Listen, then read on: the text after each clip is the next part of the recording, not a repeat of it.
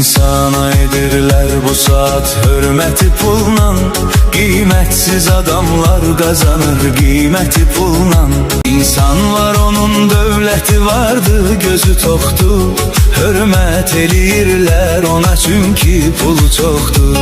Baksan ne vücudu ne de insanlığı yoktu, gel ki keçirər bir sözü her söhbəti pulla. Getdi Qarabağda neçə İsmətli oğullar, düşmənlə duran üz-üzə qüvvətli oğullar.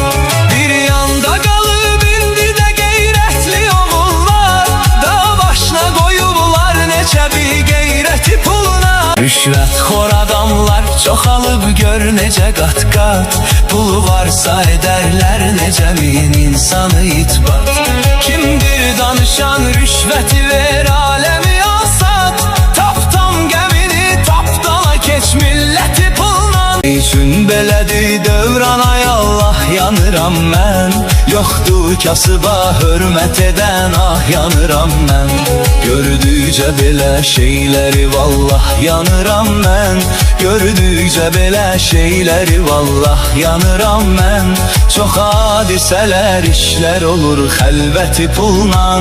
Sən o dünyaya gedəndə kimdir sənə cənnət verən üryanı bədəndə?